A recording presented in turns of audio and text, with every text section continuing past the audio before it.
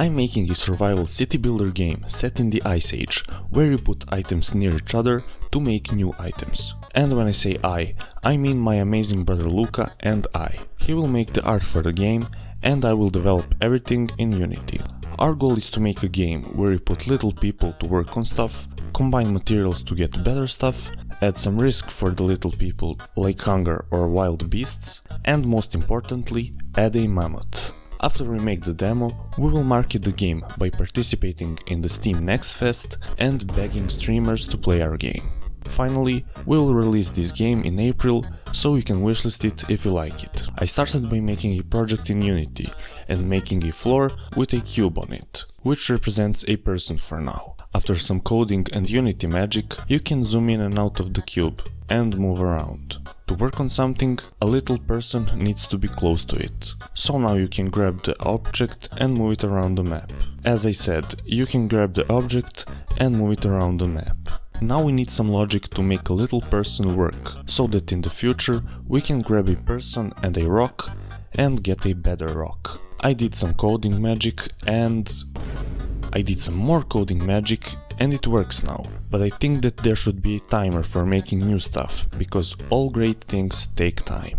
I added a timer for crafting, and for some reason the crafted object is floating. But that's not something that a bit of coding magic can't fix. I think the problem was in the color. While I was working on functionalities, Luca made some models for the game. He made a tree, a rock, a wood which you can get when you put a human on a tree, a finer rock that you can get when you work on a rougher rock, a bush with berries which you will need to get food at the beginning, and a person who will work for you for free. I added some of the models into the game, but I'm too lazy to switch the model for the human, so the human will be a cube for now. Look at how nice it looks when our boxy human works on the tree. So satisfying. And the floating bug is back. I fixed it, and now you can work on the rocks, trees and berry bushes, and I even added a berry counter in the corner. We thought that the shop feature would be nice, so I added a place where you can sell items in exchange for coins. I think that in the future this place will be some kind of volcano, but it's just a red box for now. You can use the coins you get from throwing items into a volcano to click on this magic button that gives you random items on your little land. Also, that's one of the ways that you can get more people to your village. I was getting annoyed by the boxy person, so I added a model for the person. Look at how good it looks. If you put a person to work on a raw wood, it will make a plank. And with that, I think that the first task is done. It's cool that you can put a person on a raw material and it makes something, but that by itself is not that interesting. So the next task is to make it possible to combine different materials to make more complex stuff, like houses and factories.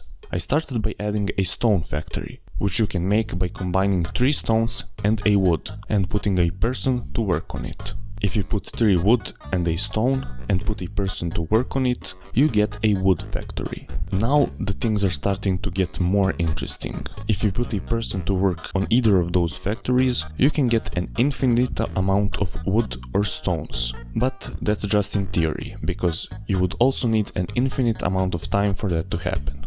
Now I have to wait for Luca to make more models for the buildings, so I will start working on the third task, the risk for the little people. My idea is to add hunger and some wild, dangerous animals from the Ice Age, like saber-toothed tigers or something like that. But for now, I will only add hunger. I added a day-night cycle, which doesn't look the best, but it works for now. And I added this bar that tells you when your villagers need to eat. We noticed that this isn't very fun to play with only one person, because one person can't work on all the factories at the same time, as well as working on raw materials at the same time. And the only other way to get more people to your village is to buy them with the magic button, which is technically human trafficking. So we need a way to get more people to the village without human trafficking them. In order to make a new human, you usually need 2 people and a place where they can make a new person. So we made a house. It is just a box for now. And if you put 2 people near a house, they make another person. It is a bit weird that they are making a new person outside and that their child is immediately the same size as them. But we'll leave it at that for now. Now that we can have more people in the village, we need a way to feed everyone. To make it possible for everyone in the village to eat, we added a garden that you can combine with berries to get berry bushes, and that way get enough berries for the whole village. When the bar for hunger fills up, 2 berries per person will be used to feed them. But if you don't have enough berries for everyone, people who remain hungry will take some damage. I added health bars above each person, and if the health bar goes to 0, the person disappears. Luca made models for the factories and for the house, so I added them.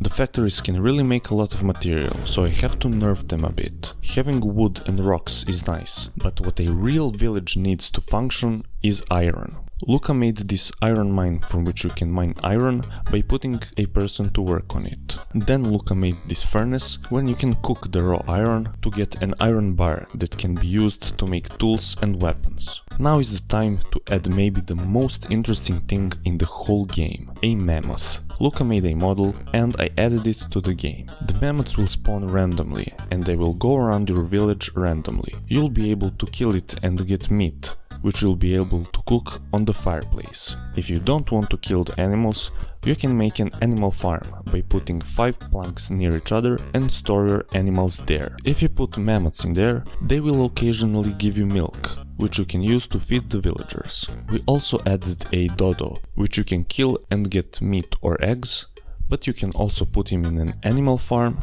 and get some eggs. Luca made some better UI and we made everything look pretty. While Luca was working on the UI, I added a button on the hunger slider that can speed up or pause the game, because it can be annoying to wait for the things to be made. We added some nice menus for settings and pause, as well as the main menu.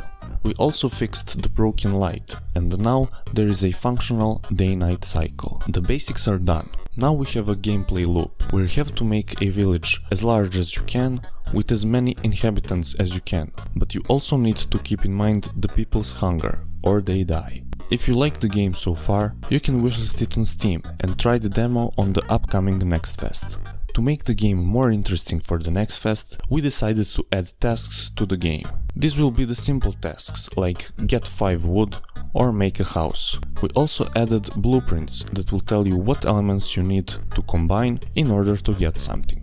We will add more things that you can build and use, probably related to food and crafting, but we'll leave that as a surprise for the next fest. You can wishlist the game so you don't miss that, and in the meantime, you can check out how I made my dream roguelike.